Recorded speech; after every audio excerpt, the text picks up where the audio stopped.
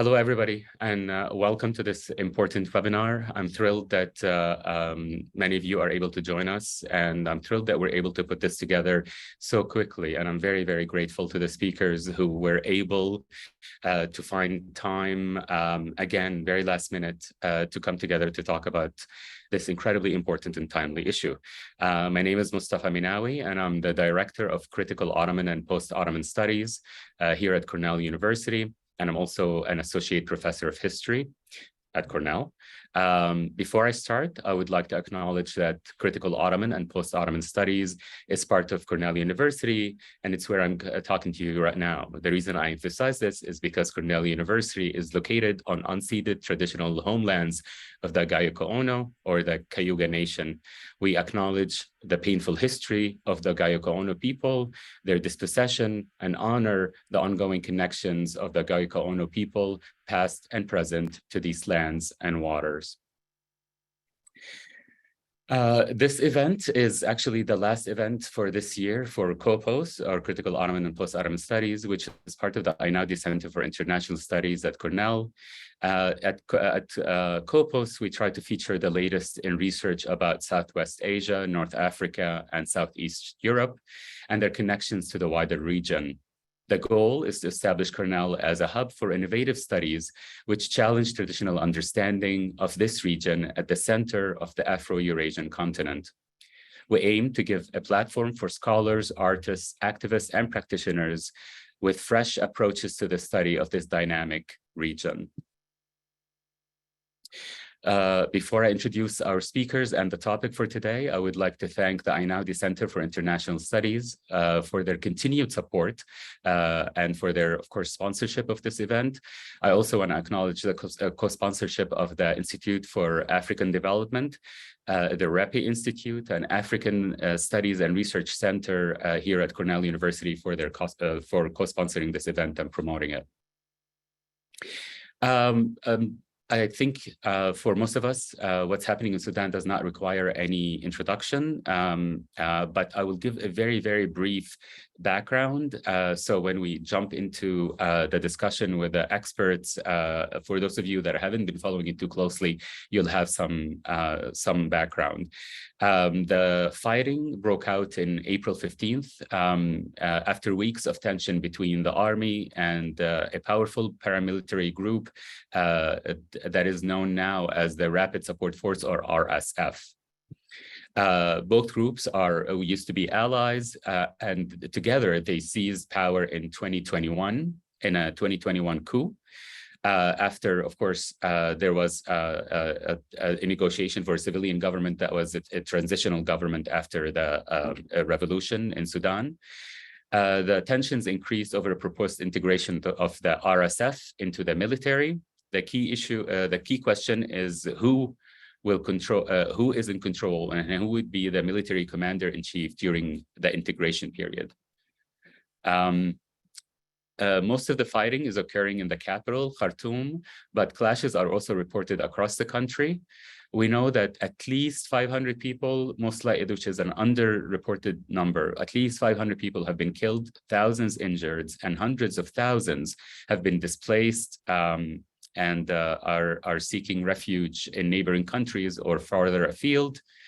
The international response to the developing crisis, particularly the humanitarian developing crisis, has been inadequate, to say the least, and Western media's attention seems to begin and end with the evacuation of Westerners from the country, which is why I felt it is very important for us to talk about what is taking place in Sudan for the Sudanese people, with scholars and activists committed to Sudan.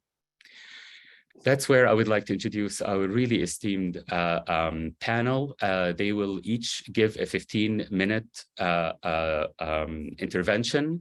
They're all from different disciplines, so we'll have different perspectives on what's happening in Sudan right now, and then we will have about 15 to 20 minutes of questions and answers or a discussion.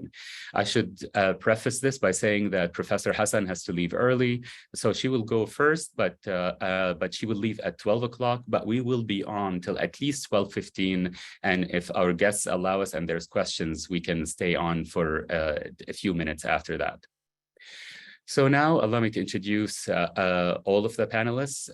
First, I would like to introduce Dr. Mai Hassan, who is an associate professor of political science at MIT and the faculty co-director of MIT Africa. Her book, her first book, Regime Threats and State Solutions, Bureaucratic Loyalty and Embeddedness in Kenya, was selected as Best Book of 2022 by Foreign Affairs, and it won the American Political Science Association's 2021 Robert A. Dahl Award, and was the recipient of the African Studies Association 2021 Bethwell A. Ogot Award. Her research has been published in numerous outlets, including the American Journal of Political Science, Comparative Political Studies, and the Journal of Politics. She earned her PhD at Harvard, and she's now back at Cambridge, at MIT. Second, it's my distinct pleasure to introduce my colleague and my friend, Dr. Nisrin Elamin, who is an assistant professor of anthropology and African studies at the University of Toronto, and she received her PhD in anthropology from Stanford University in 2020.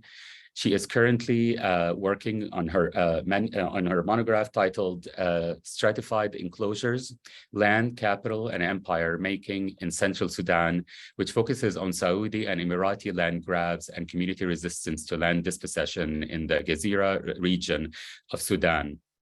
Professor Elamin has published scholarly articles in Critical African Studies and the Project on Middle East Political Science Journal. She has also published several op-eds for Al Jazeera, the Washington Post, Bambazuka News, and other outlets. Before pursuing her PhD, Professor Elamin spent over a decade working in youth development, community organization, and resource rights in the US and Tanzania. Last but not least, I would like to introduce Dr. Deen Sharp, who is an urban geographer focused on the Arab world and a visiting fellow at the London School of Economics. He has lived in Khartoum since April 2022.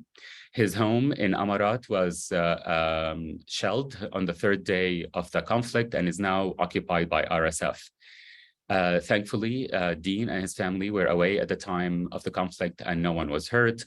Deen has published several studies on the processes of urbanization in the Arab world with a specific focus on urban protests and conflict. He is the co-editor of Beyond the Square, Urbanism and the Arab Uprising and Open Gaza, Architectures of Hope. I'm thrilled to have all of you here today. What I will ask you to do is, as I mentioned, is to give a 15-minute intervention at the beginning, and then we'll open it up to questions. We will start with Professor Hassan, move on to Professor Elamin, and conclude with Professor Sharp. Professor Hassan, the floor is yours. Thanks so much for that introduction, and thank you for everyone who's in attendance. And this is, obviously a very, very tragic event.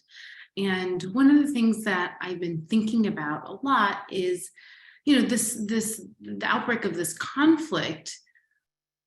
It has fundamentally, aside from the huge humanitarian costs, is fundamentally derailing a really important and much sought after democratic transition. And so one of the things I'm thinking about is when the smoke clears, when a negotiation is signed, when things maybe hopefully start to get back to normal, what are the hopes for a civilian-led political dispensation? How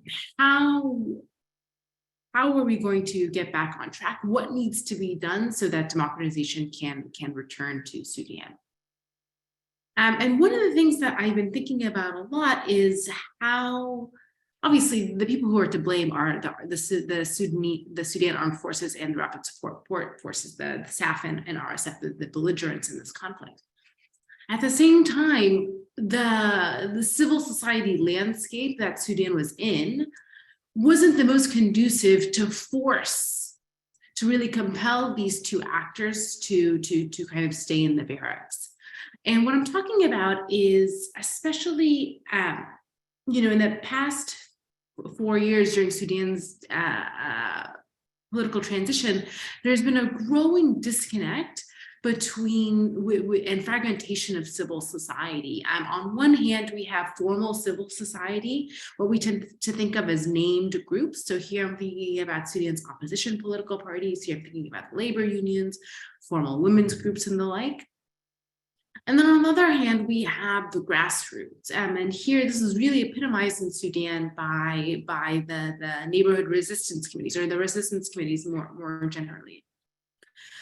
And there's been this growing fragmentation ever since the 2019 uprising. And it's just really come to the forefront in recent years. And I've been trying to understand why. And this tension has always been there.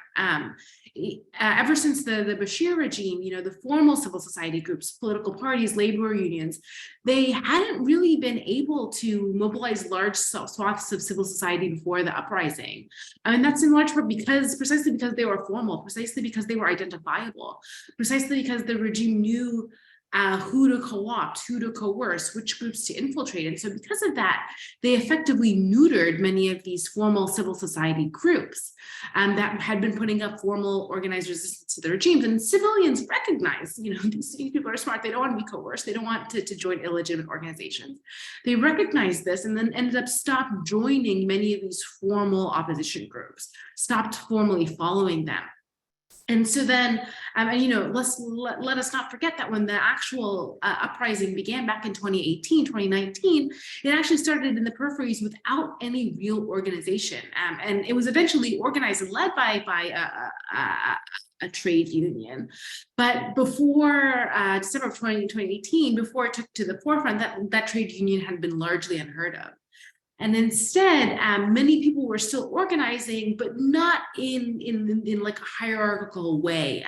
We ended up seeing a lot of these neighborhood resistance committees that were just very, very flat on purpose, because they recognize that once you start formalizing, once you start getting a structure, once you have hierarchy, that's when you become identifiable to the regime and become able to be repressed by the regime.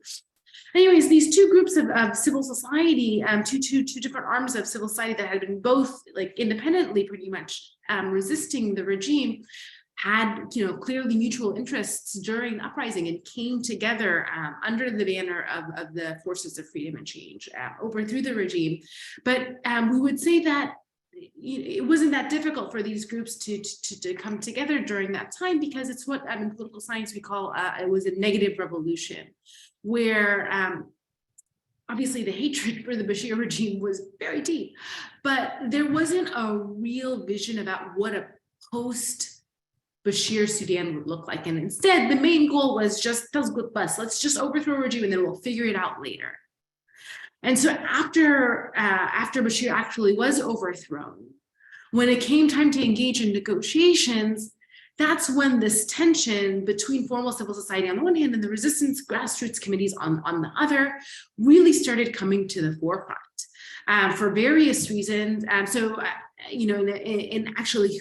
thinking about who actually carries out negotiations, the group that was at the bargaining table were the leaders of formal groups, the leaders of these hierarchical groups. The resistance committees weren't invited to join negotiations in a very real way. And so then these politicians, these leaders of named formal civil society groups, they negotiated with the military leaders that ended up overthrowing Bashir and who are at war today. But whether it's because they are pragmatic, if you want to look on the bright side, if you want to give them the benefit of the doubt, these politicians have dealt with the Bashir regime before and dealt with military men before, and so we were being pragmatic in making compromises. Or whether they have personal ambitions and we're trying to figure out a settlement that would help them run as politicians in the future, I'm not sure. They were willing to make compromises with elements of the former regime during the negotiated transition. But the grassroots, the real resistance committees that had really done much of the mobilizing during the uprising, they were much more idealistic and started recognizing that, if you negotiate with the regime, you're still giving them a leg up. They're still going to be in power, and they're going to use that negotiation to try to shape the narrative in a way that or shape the settlement so that it's more conducive for them to return to power. And so these resistance committees who weren't at the table, were idealistic and didn't want any kind of compromise. And so then, because of that, they stopped supporting many of the civilian politicians that were negotiating on behalf of civilians. And so because of that, there was this growing disconnect between civil society. And this was clear to observers of Sudanese politics. And it was also clear to the military men that were on the other side of the table. And so when Burhan, when Hemeti and leaders of other rebel groups launched the 2021 counter-revolutionary coup, what we saw, one of the things that helped that happen is because they recognized that the civilians that they were negotiating with had really lost a lot of grassroots support, and they didn't have the same mobilization power that they did before. And so one of the things that I've been thinking about a lot is when this civil war, it's tricky what to call this conflict, but when this war does end, and it's going to end with some kind of negotiation, some kind of settlement, how do we ensure that those who are actually at the table really represent civilians in the broadest possible way? And in the past, these informal, very flat resistance committees had been excluded, in part because for very pragmatic reasons. How do you negotiate with a flat structure? How do you negotiate with 500 resistance committees all across Sudan? How do you know what they're advocating for? Who is the leader who can speak on behalf of all of them and speak on behalf of the group? And I'm not sure how to do that. I'm not sure how you actually get civilians, how you get the representation of these resistance committees in a meaningful way at the bargaining table, but that's what really has to happen. And I think when we think about the negotiation, once these people are at the bargaining table, and as long as they're really treated like senior partners in the negotiation, I'm really hopeful that we're going to look back at this war. It's obviously a very huge humanitarian, needless violence, but only just a small blip in the road to Sudan's broader democratization. So I'm gonna leave it at that. But just as a recap, and thinking about how this conflict is going to end, and in thinking about the hopes for a civilian-led political dispensation in the future, I think we really have to focus on how it is that we can get true grassroots representation at the bargaining table when negotiations are being made, when peace settlements are being hashed out, because it's very clear from pretty much the beginning of Sudan's political transition after the overthrow of Omar al-Bashir in 2019, that if you give power to military men and ask them to quote unquote craft a transition and then to give up power later, that's clearly not the smartest move. Many in Sudan would have told you that from the beginning, but whether for short-term reasons or pragmatic reasons, that's what the international community was pushing. But that just fundamentally can't continue if we really do want Sudan to democratize and events like this to be squarely in its past. Thanks so much. Thank you very much, Mai. Hopefully we'll have some time at the end to elaborate more on this when we ask you questions, hopefully before 12. Next, we have Professor Elamin. Professor Elamin, the floor is yours. Yes, thank you so much. I have to apologize in advance that I have a bit of a throat issue, so I have a bit of a hard time speaking, but I just kind of want to follow up on what Dr. Hassan was saying, and maybe start a little bit kind of with the current situation in Sudan, just so people are aware of that. I just evacuated from Sudan. I arrived in Toronto a couple of days ago, and was sheltering in place like thousands of people in Khartoum. I've also been in close touch with a friend in Niala, Darfur, who's thankfully been able to return to her house, but also had a very kind of harrowing experience sheltering in place.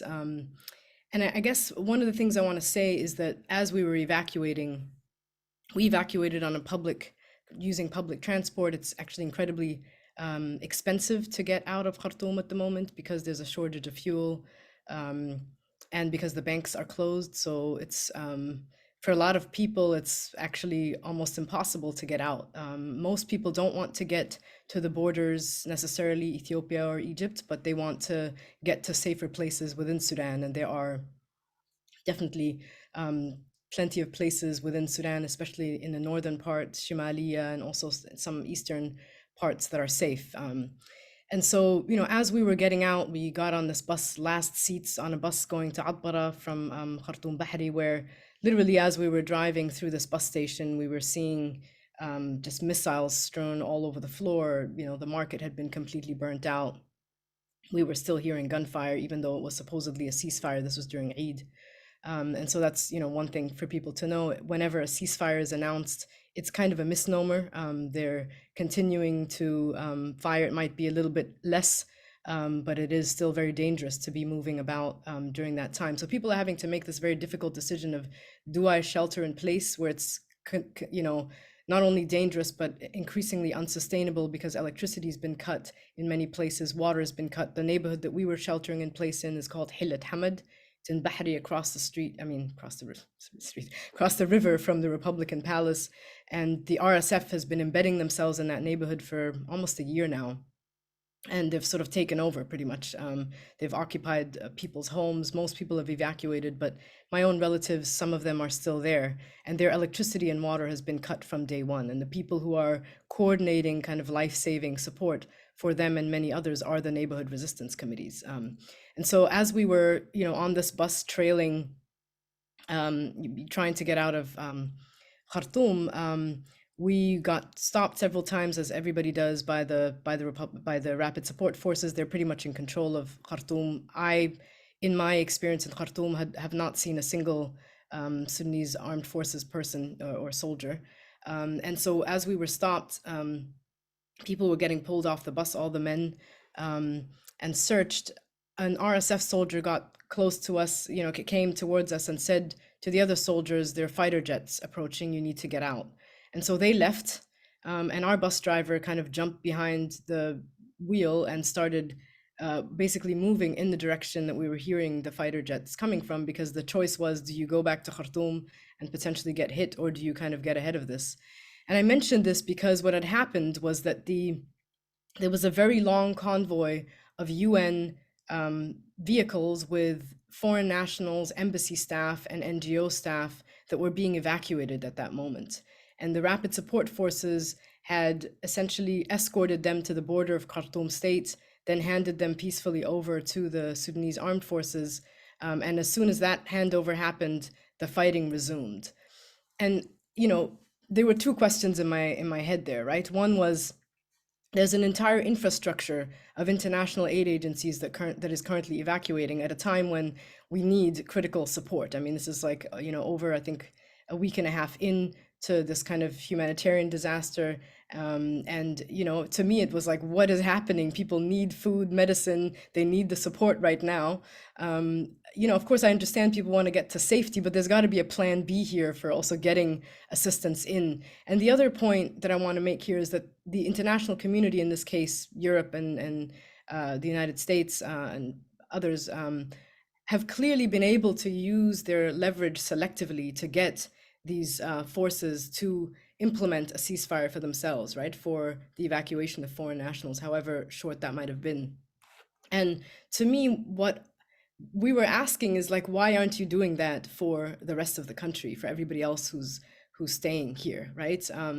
Who's stuck, basically. And I think part of what my message is that, at least this is from my opinion and from what I've, speaking to other people who are part of resistance committees, who really are providing the kind of, they're providing the life-saving work right now of, you know, emergency medical relief and distributions of food. I mean, people are setting up shelters for domestic workers that weren't able to leave their neighborhood. They're, you know, filling the vacuum that was left behind by these international aid agencies, in a very sophisticated and, you know, coordinated way.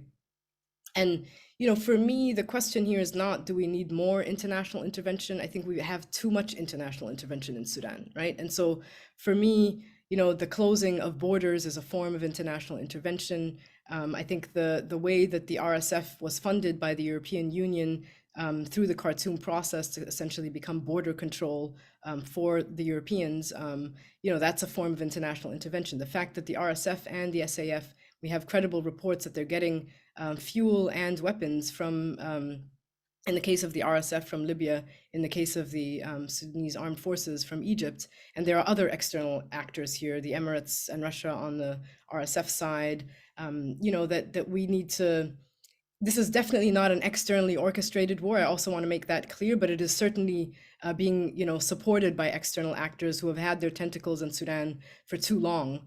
You know, and then there's of course also these two generals that control aspects of the Sudanese economy that they should not be controlling, right? Like the gold trade in the case of Hemeti and the RSF, and in the case of the Sudanese armed forces, the military owns 250 companies that were supposed to be handed over, you know, to a civilian-led transitional government before the coup happened, and that's kind of, I think, partly what factored into that. And so, you know, they're able to kind of, there's an inflated budget of 70% that goes to the military essentially in Sudan. So all of these things, I think, are, you know, these are internal and external factors. And going back to this point about international intervention, what we need at the moment is a coordinated international response through multilateral agencies that allows for, you know, corridors of humanitarian assistance to get in. We left with a ship that was provided by the Saudis. There were many ships that came afterwards, and none of them had food or medicine for days. I mean, I think the first shipment arrived a couple of days ago. I don't understand that, you know? How can you get an entire, like, warship or, you know, huge ship into the port without thinking about bringing in supplies, you know?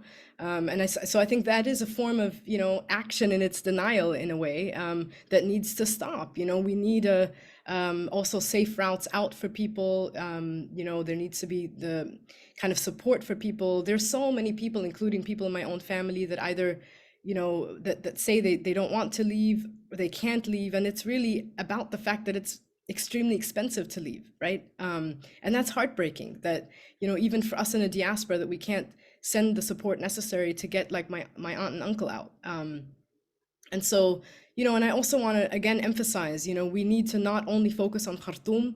I think there's a huge kind of shock factor here where people have never experienced this in Khartoum in the way that people in Darfur and other parts of the country have experienced this before.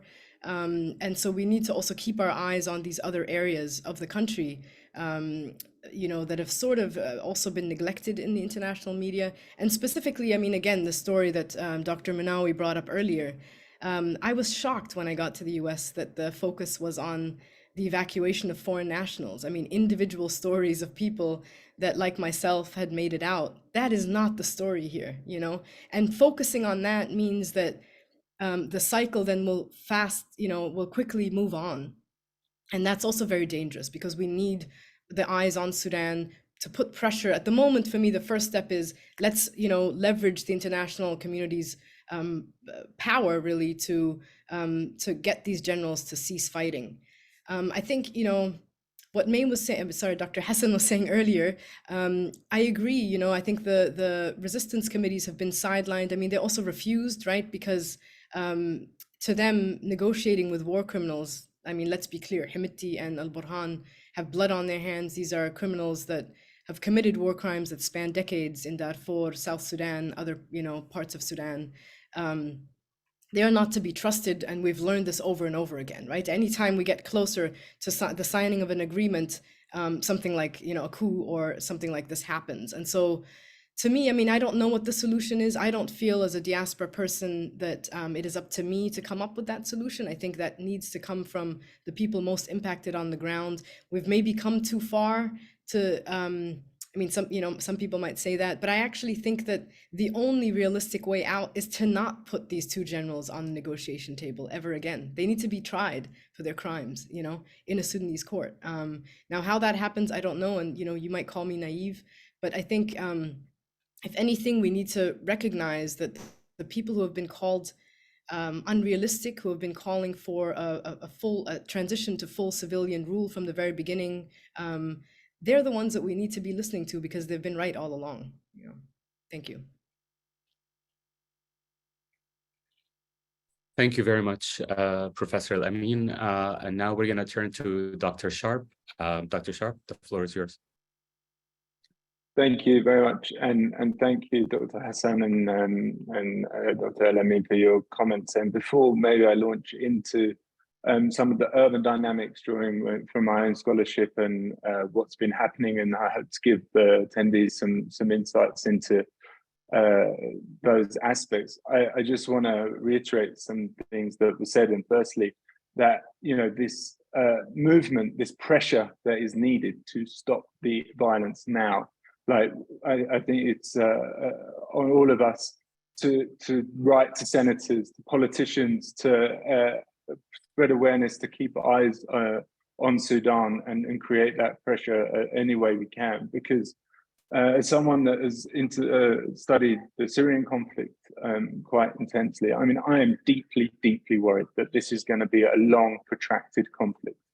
The Security Council is split, the international community and international actors are deeply involved, but at the same time, as Elamin was also touching upon, they're also standing back a bit and letting SAF and RSF tear themselves apart. And as I'll explain in a bit more detail in the urban dynamics, the disastrous consequences for the civilian population, for the infrastructure of Sudan, is immense. And I'm deeply, deeply worried that this will turn into a protracted conflict like we've seen in Syria with devastating consequences. And Sudan has this remarkable civil society that Dr. Hassan was detailing, of which are proposing solutions and has that ability to really construct a future for Sudan that is one that fulfills the aspirations and needs of its people. So on the one hand, there's never been a better opportunity to establish this civilian government.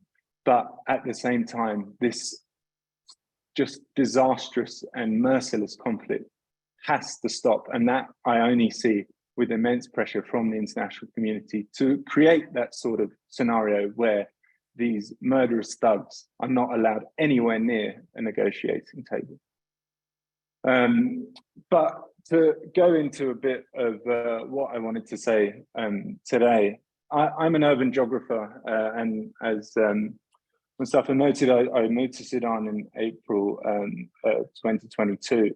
And my work really focuses on the urbanization of the Arab world, and an aspect of this is really focused around the urbanization of conflict. This looks at how urban planning, infrastructure, and materials such as concrete can really be embedded within conflict and weaponized. One of the edited volumes I'm working on at the moment is around how reconstruction processes are very much part of the conflict in Syria and its ongoing and protracted nature, and also looking at around how concrete and cement have really become weaponized. Can I ask, can you see my slide? Yeah, great. So I was on holiday when this conflict broke out. I was due to return on the 18th. And on the third day of this conflict, I got news that my house was shelled. And this is the shell at the back of the house, and that then flew into my living room and the windows upstairs. I was on the phone to the landlord just yesterday, who's also based abroad and is finding it difficult to get information from the neighborhood, because and myself as well, knowing many of the neighbors, because everyone has left. I mean, this is Amarat, which is, where many foreign nationals live, but also many elite Sudanese. It is a more wealthy part of the city. And these are many people that have been able to get out. But these houses, and I've had confirmed from friends that RSF are taking over this neighborhood and looting houses and effectively occupying the neighborhood. But I wanted, especially for those that maybe not so familiar with Sudan, to just give some oversight and perspective around where the conflict is happening and how, and importantly, its urbanized nature. You see Khartoum, which has been the epicenter of the conflict, and certainly in its opening weeks, but also especially the west of the country in the Darfur region and the cities of Al Fasha, Niala, and Al Junaina, which have really had a lot of brutal scenes of violence and looting and burning of civilian areas. So it's important to know that this war, might, like many conflicts of the late 20th and early 21st century, are very much what us urban geographers have been identifying as a new military urbanism that is rapidly getting quite old now and ever more violent and destructive as core periphery relations, uneven geographical development, and the complete disregard for human life reach ever new levels of extremity. Now, I was just seeing on Twitter, for instance, that hospitals are increasingly getting targeted. The Omdurman Midwives Hospital, one of the largest in the country, is reporting that the RSF have looted and taken over, and many other hospitals are reporting similar sorts of incidences.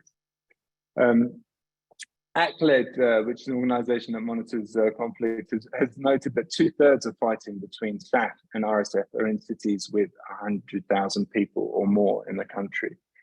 And, we've really seen, again, like key roads, airports, and other key infrastructure sites are really becoming the sites of conflict. And indeed, this the first spark was up in Merowe Airport. And now I suspect as Port Sudan becomes a hub of the movement of people and goods, we're going to be seeing a lot of nervous eyes around how the conflict, if it does shift, or they're there, and I very much hope it doesn't, and that there are movements to ensure that that area is protected, because a lot of the humanitarian goods now, I think we are going to start to see rapidly get through there. And I've already heard reports that, it's coming through, and that even the ministries and the government of Sudan are able to access that because of the remarkable staff that work within these ministries, who are risking their lives to ensure that life-saving medical equipment and food is distributed. But the important point here is that the nature of this conflict is one that necessitates built-up areas to fight because of the nature of the RSF, because it doesn't have the type of equipment. They can't fight on an open battlefield, like maybe we've seen in World War I or World War II, these kinds of conventional military conflicts. By the very nature of the RSF, this always will be one that is deeply embedded in urban context. And that, of course, is greatly worrying for the civilians, and why any conflict should end immediately, but why especially this is so devastating for the populace of Sudan. But before detailing some of the urban warfare in Khartoum, I just wanted to highlight how the war was also being constructed in the urban landscape long before it erupted in April 15. One notable indicator of the war yet to come was one of the most visible and largest construction projects that was underway over the past year. And this was the construction of a several-kilometer concrete wall surrounding the military headquarters in the heart of Khartoum. And writing just a few days before the conflict broke out, Declan Walsh, who's a New York Times journalist, noted that the construction of this wall was first viewed as an effort by the military to forestall another popular revolution. And notably, just before the conflict broke out, Declan here is writing on April 6th, that it transformed to one about divisions inside the military, of course, namely the standoff between SAF and the RSF. Other indicators of the war to come were the movements of RSF troops into strategic positions around Khartoum, which, you know, were very much circulating in the build-up. And also, it's long been known that Hemeti, who's the leader of the RSF, was buying up strategic positions within Khartoum. And, you know, there's a lot of rumor and conjecture, and I would I hope to see more analysis on the way in which the real estate sector was here militarized and very much placed at the heart of this conflict. And also etched into the built environment was the low stakes for Khartoum citizens in this brutal military war. You know, you wouldn't see the portraits of Hemeti or Burhan in the homes or shops of Khartoum. You wouldn't see military or RSF insignias frequent these spaces, or even the graffiti on the wall, apart from in a few deliberately propagandist ways. You know, this really is one that the civilians of Sudan and Khartoum and cities across the country are really just being the receiving end of, which is really stark in this conflict compared to others in the region. But now, of course, the war has entered their homes, public spaces, and streets in a very brutal way.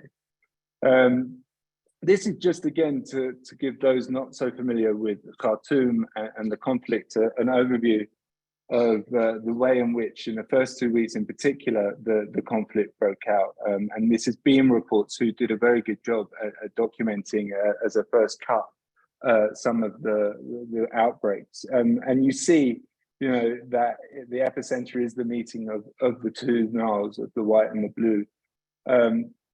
And the airport, which was really the epicenter, and why places like Amarat, where I was living, was so heavily hit.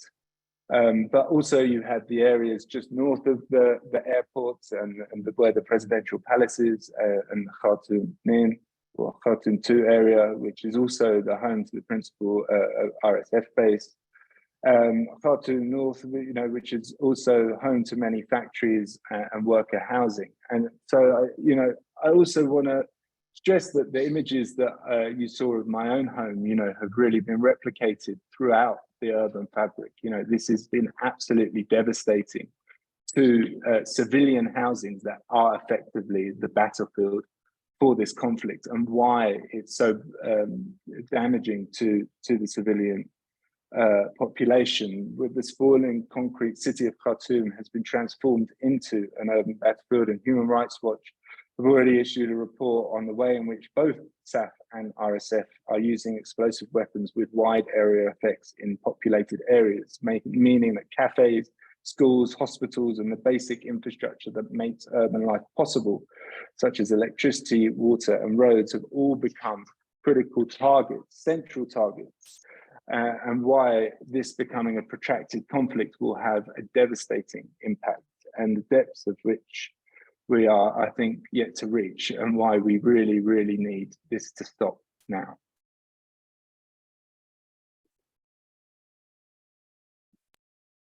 Thank you very much, Deen, and thank you all for your introductory comments. We have about 50 minutes before Professor Hassan has to leave us, but we have about half an hour for questions that we can answer. But before I open it up to the public, what I would like to do is ask you if you have any comments on what your colleagues have said. Because sometimes when we're talking, you know, ideas pop up as we're hearing someone else talk about what's going on. So I'll just leave it up. If there's anything you want to add before we open it up, this is the time to do it. Something that I think came across very clearly in my co-panelists' comments is how urban this conflict is, and how devastating. I mean, conflict anywhere is horrible, and the peripheries of Sudan have had really atrocious conflict lobbied at them by the members of SAF and RSF. But at the same time, that there are so many people in Khartoum, and that is the, you know, the economic engine of the country. can't be understated in that whether it's the migration, the leaving of middle and upper class people, or the fleeing away from Khartoum to other parts of the country, sometimes back to where these people fled from initially because of prior bouts of violence, I think is going to have huge, economic ramifications for years, if not decades to come. Khartoum, right before this conflict, was, I think, considered a mega city. I remember I talked to census officials back in 2018, and they said that Khartoum was about 8 million people then. So probably before April 15th was could have been upwards of 9 or 10 million. And so that so much economic activity is happening there. When we think about the rebuilding of Sudan, it's going to take years, if not decades, for people to feel comfortable back in Khartoum, for the city to get rebuilt. And I'm saying this not to take away from the humanitarian toll or to take away from all the conflict that's been happening in Sudan and in the peripheries since independence, but just in thinking about the magnitude of this effort and the magnitude of the rebuilding process is going to be something that we haven't really seen in this in Africa very recently. That oftentimes most conflicts are in the peripheries, affecting sparsely populated areas, and so this is just fundamentally different. Thank you. So we have a couple of questions from the audience, and I have a couple of questions, but I'm going to turn first to one of the audience members, who is a former colleague of mine, a retired historian by the name of John Weiss. Hi, John. He's asking, in your evaluation of the quality of reporting of international journalists, such as Lindsay Shuttle and Abdul Latif Dahir, for example. So basically, it's a question about how international journalists have been working. Of course, we know, and I'll just speaking from personal experience, on the place that I would find any kind of real reporting that is taking place on a consistent basis has been Al Jazeera. But again, I might not be aware of the biases that might come across in Al Jazeera's reporting as well. So can you, just based on your experience, tell us a little bit more about what you think about international journalists covering? And here he specifically mentions Lindsay Shuttle, I can't tell, and Abdul Latif Dahir.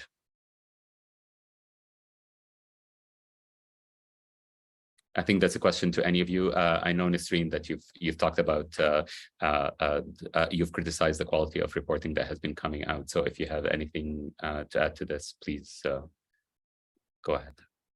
Yeah, I mean, I think in general, I think you're right. Al Jazeera has been doing good kind of coverage and analysis. I think the BBC actually just set up an emergency radio station that I think is airing 2 hours a day in Sudan. There's a journalist, I think his name is either Muhammad or Muhammad Hashim, who's kind of helped to set that up, who's Sudanese himself. Yusra Al-Baghir has done some really great reporting. I mean, she just left, but she was in first Jeddah, then Port Sudan, then Khartoum, actually. And so there are, like, a lot of Sudanese journalists who are kind of doing great work. Matt Nashed is, he's Egyptian, but has been reporting, doing sort of analysis on Sudan for a long time. I've been sort of looking at, following him.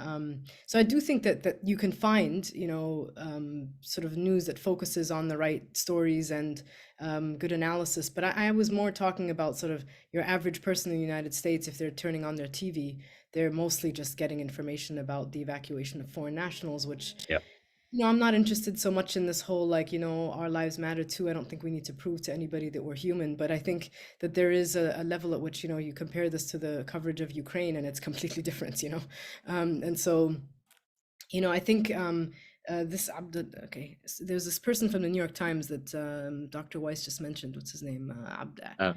His name, Abdul Latif Dahir. Yes, I mean, he's been in touch with me and with other people on the ground, sort of asking us like what we've seen. So I think that's been great. You know, I haven't followed, I think I saw one of his articles, which I thought was good in the New York Times, but better than the New York Times has usually covered things, I would say, which is not necessarily saying that Not much. too much, yeah.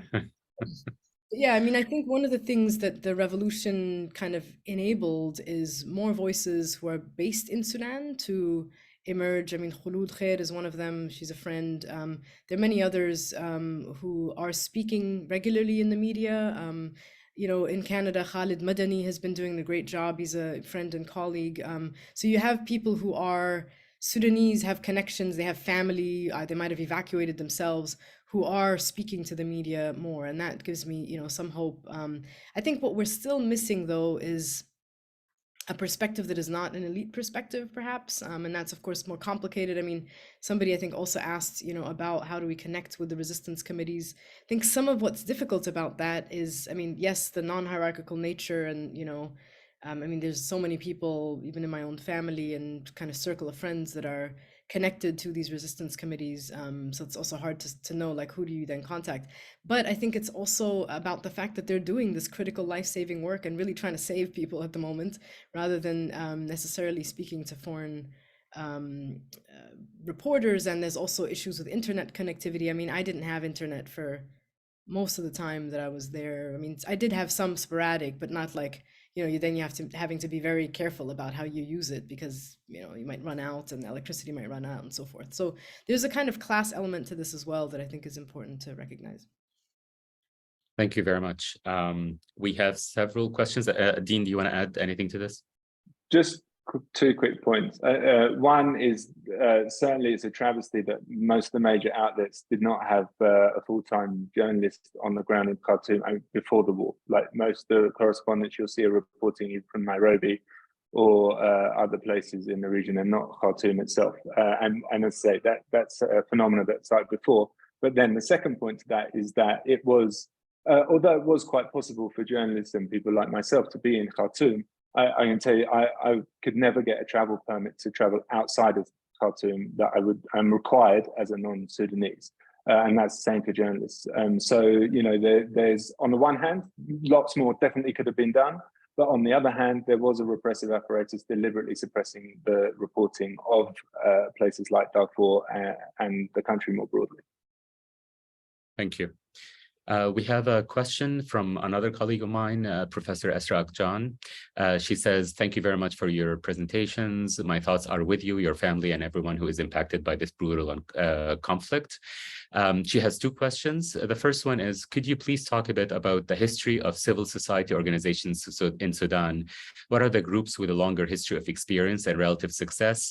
How much conversation and solidarity are there between pro-democracy organizations on the ground? That would be the first question, and I think Professor Hassan can talk to this, but let me read the second question, which I think is directed to Professor Sharp, about the urban warfare. Khartoum, Omdurman, and North Khartoum can be easily isolated from each other by the armed blocking of bridges over the Nile. Is this the case in this conflict? Are these forces that want to divide the city by blocking the transportation across these bridges? And what are the conditions, and this is a question that is close to my heart as well, of buildings at the University of Khartoum? So, Professor Hassan. Great, thanks so much for that question. So, you know, the history of civil society organizations in Sudan, and specifically in resisting autocracy, is a really rich and storied one. Sudan had popular uprisings in 1964, in 1985, and a lot of these were based in the capital in Khartoum, and they were really led by professionals, by doctors, by journalists, by lawyers. Some of them who were in, you know, unions, other people who were just professionals and just had social linkages, whether it's, you know, relationships that they had with other doctors or such from college or in workplace environments. But in both of those instances, they were able to mobilize large amounts of people, get them out onto the streets, stay there for days, and then, you know, eventually overthrowing these military dictators.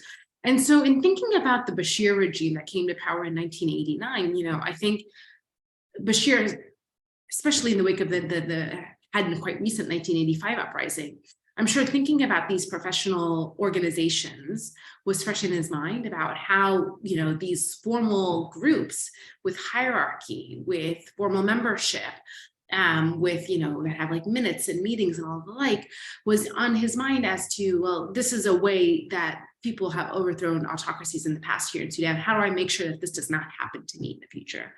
And so, he was a smart guy, horrible to say, but he was in power for nearly 30 years. And so I think he did a lot to really demobilize and really neuter a lot of the formal civil society groups in Sudan that had shown the ability to stop autocracy in the past. And so organizations that were effective in the past, precisely because they were effective, ended up not being effective because they ended up being targets for the Bashir regime. And so here, most people talk about unions, but also people think about political parties. And something that, you ask, how much conversation and solidarity are there between pro-democracy organizations? Oh, this is, if you ask people who study civil society in Sudan, man, it is a mess. The formal civil society landscape, so like the named organizations, that group is a mess. And it's crazy. These people all like hated the Bashir regime so viscerally. It's like, why can't you get together? I went to a lot of these workshops with opposition activists, leaders of these political parties, leaders with rebel movements. And, in my training in political science and, existing theories and practical work, there's, to overthrow a dictatorship, you need unity, you need opposition unity. So I kept stressing that to them. And I was very naive at the beginning. And then I started seeing all the differences between them. They tried a few times to come together. So as an example, let me read this here. So looking at attempts at, I just wrote this in a recent paper, just looking at opposition attempts at unity before the 1819 revolution, but since 2011, since the Arab Spring, we have an amalgamation of the country's major armed, the Revolutionary Front, the amalgamation of the country's armed groups, the signing of the New Dawn Charter in 2012, which endeavored to unify armed and civilian opposition to al-Bashir. And then we have the Sudan Call Alliance of 2015 that attempted again to unify the opposition by also including civil society groups. And so there were these huge conferences trying to bring people together, but oftentimes either they had completely different ideological ideas, like some, the communists and the Baathists who were completely secular, versus many parties in Sudan are still like based off of Sufi orders or off of other religious tenets. But then also, in addition, they're not doing this in a vacuum. The Bashir regime recognizes that these people are trying to unify against him. And so it's very easy for the regime to temper up, ramp up elements of co-optation for some regimes, for some parties, and say, well, I know that you're joining this revolutionary front, but what if I gave you a seat in the government today, or if I gave you all of these resources right now, as opposed to so that you stop joining this coalition. And so there were attempts to bridge these groups together, but fundamentally the Bashir regime, because it was all done, most of it was so done out in the public by nature of these formal named groups, they were easy targets in a sense for the Bashir regime. And I'll stop there. Thank you. Deen?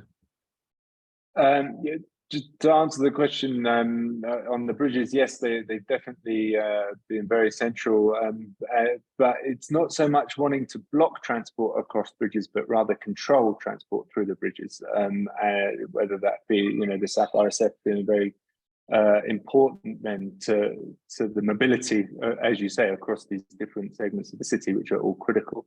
The other comment I'll make as well is that with these ceasefires, especially the first two, it's important to, in a personal experience of someone I know, that when they heard there was a ceasefire, that thought that then it was safe to cross the bridge. And of course it was not, because the ceasefire did not hold and it was shot. Luckily, they were attended to by a doctor, which was a miracle, to be honest, given the strain on getting to a doctor, and was attended to and is healing now.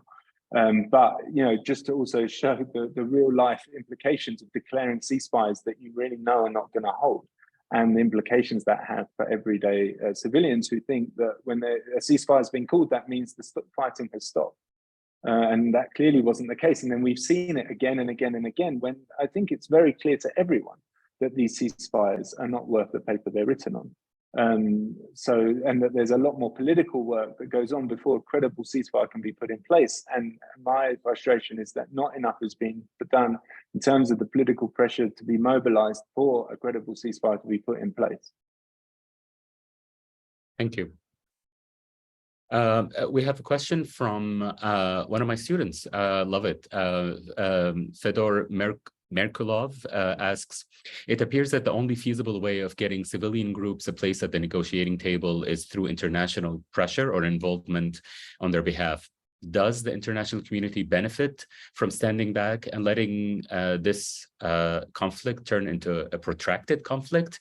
Why are they not interfering, essentially? And I want to add to this, in your opinion, is there such a thing as a member of the international community that could be considered in Sudan as an honest broker?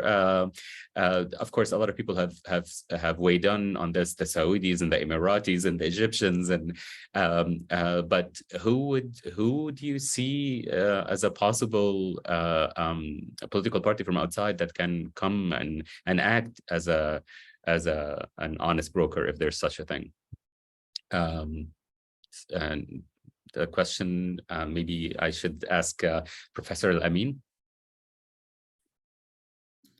Yeah, I mean, this is a question that I'm grappling with, to be honest, so I'm not sure I can really answer it. But I mean, I think in terms of, I've asked myself, is there an interest, like, do some of these members of the international community benefit from standing back and kind of letting this fighting continue and evolve into a kind of protracted conflict? And I think the answer to that, unfortunately, is yes.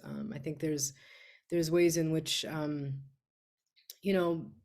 international actors are interested in Sudan's oil, in the port and strategic kind of position at the Red Sea.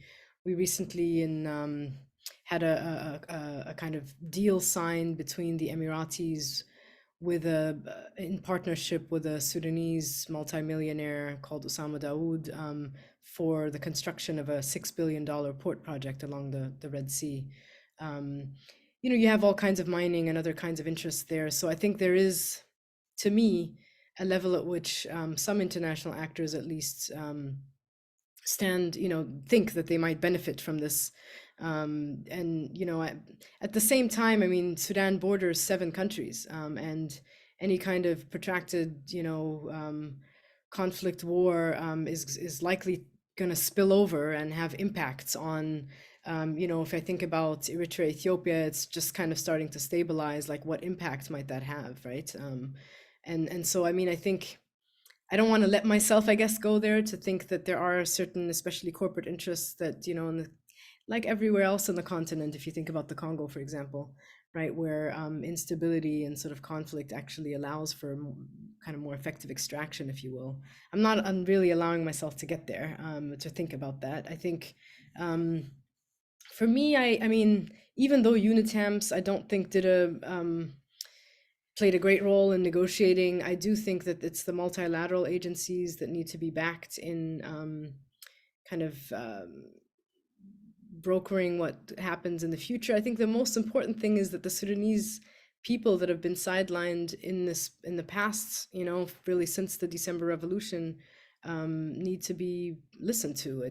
Any type of international engagement needs to be truly Sudanese led, and that has not happened thus far. I mean, there have been some elites, obviously, on the civilian and the FFC side who have been involved in this, but as Dr. Hassan was saying, they don't really represent the majority of the people anymore.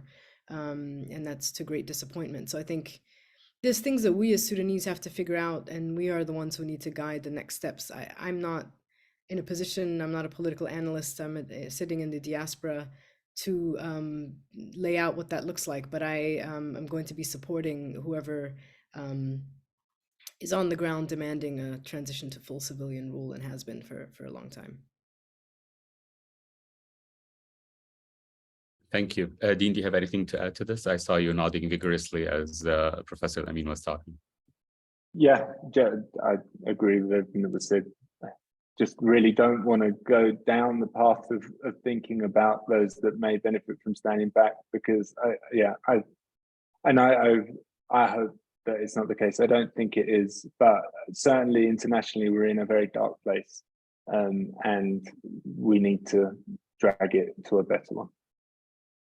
Yes, well, there is a question that is a very simple question that is asking whether do you see the US as being the best leader to make things go back to normal? I'm not sure what normal is, but I have to ask that question because it's been asked. So I think I know your answer, but I would love to hear it from you. Well, I think Professor Elamin already, kind of answered it in the sense that there are the multilateral agencies. They have a Security Council mandate. UNITAMS does exist. They've got the ability. They've certainly made mistakes, and clearly we wouldn't have got to this point otherwise. But there is an infrastructure there that does make them the best actor to do that international support work that should be utilized and refocused with urgency.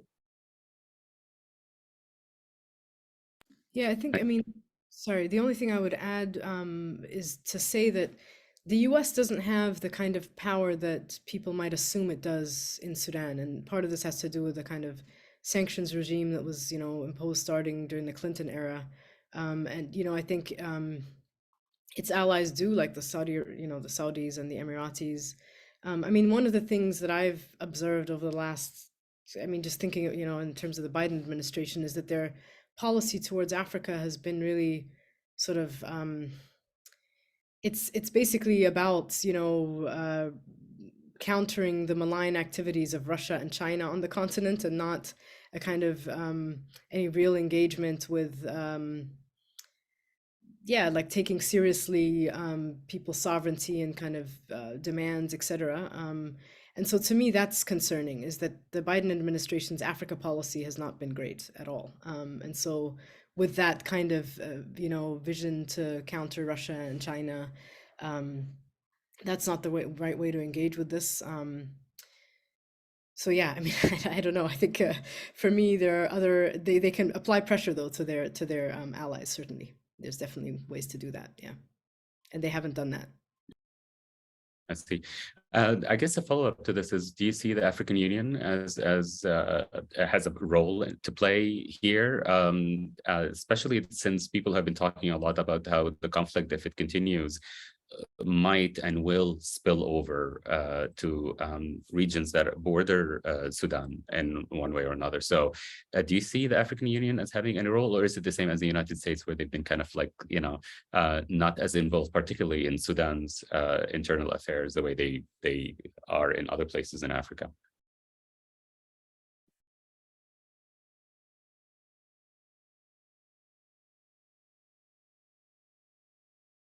They have been active on the political scene in Sudan. They definitely have an important role to play. And as Professor Elamin was mentioning earlier, with the regional dimensions and the implications. But to be honest, I think every actor has an important role to play. This is a moment where all hands need to be on deck. One, to stop the immediate violence that is underway at the moment, and then secondly, to figure out then how to get Sudan into a situation where it's not ruled or dictated to by these tyrants who've shown quite clearly that they do not have any regard for the civilian population. So with that in mind, then, how do we, I'm sorry, Professor Elamin, you had something to say about this? Yeah, I think to me, I haven't been the African Union has played, to me, a somewhat disappointing role in the past. They issue statements, but there's not a whole lot of action behind it always, often. And this is earlier on, but I think in the present, what needs to happen really is to kind of build the capacity and sort of authority, if you will, of the African Union. I mean, I think the external actors need to support that kind of multilateral agency to precisely fill in a gap here, right? And that hasn't really happened. And so, I mean, I'm struck by the fact that it's the South Sudanese that are currently, you know, trying to get at least, you know, some form of negotiation slash ceasefire, you know, cessation of violence in place. Again, you know, I think a lot of us don't want these two generals to be at the negotiation table, but we do need this fighting to stop for us to get to any other step. And they've also opened the border. I mean, to me, that is, you know, given that this is a country that you know, experienced 2 million people, mostly from South Sudan, died in the Sudanese civil war, and the fact that they're the kind of you know, actor here who's taking at least a step here is, you know, something that the international community should be ashamed of on some level, that they're not, you know, doing more. I don't know what Dr. Sharp thinks, but you know, that's something that I've been struck by. And yeah, I mean, ideally, I think these multilateral agencies would be the kind of channel through which these things happen, but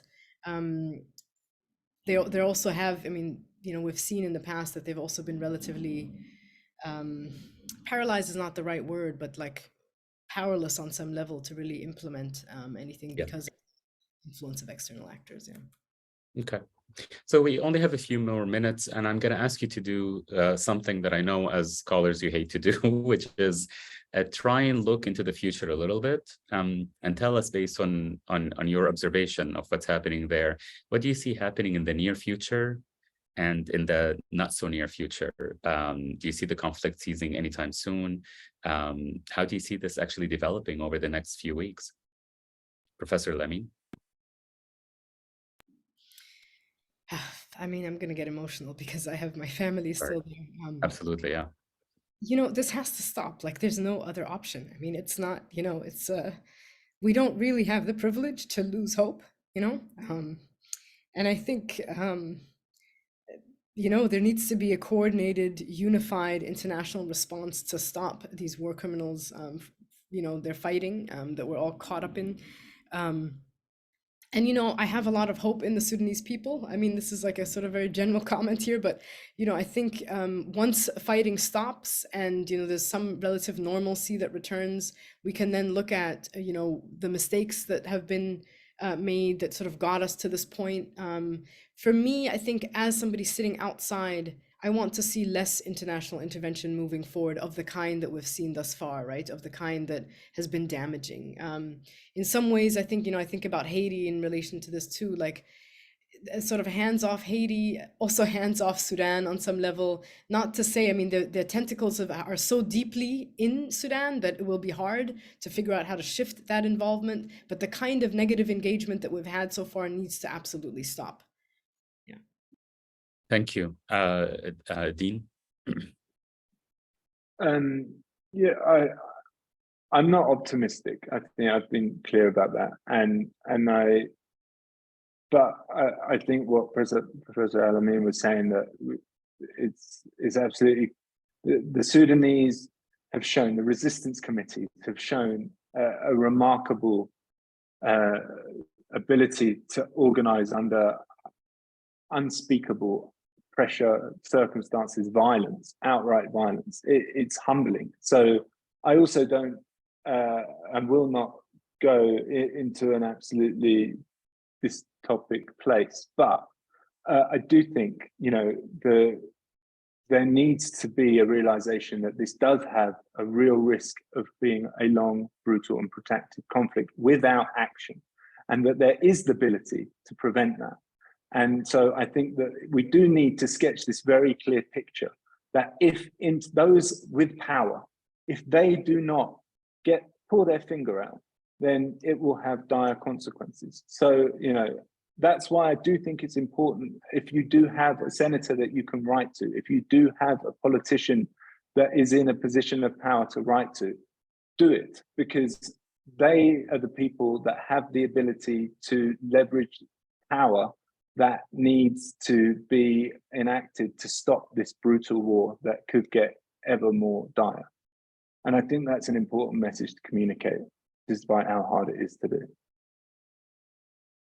Thank you very much. These are perfect words to end our discussion today. I want to thank you from the bottom of my heart for taking the time to share with us your thoughts. It is on our minds, on our hearts, which is why I wanted to do this. I also, before I forget, I want to make sure that I give out a shout out to Sudanese students here at Cornell University that are organizing a fundraiser on Monday, May 8th at 7:30 p.m. at the Klarman Atrium, where there will be food, games, thrifting, henna, and a way to donate.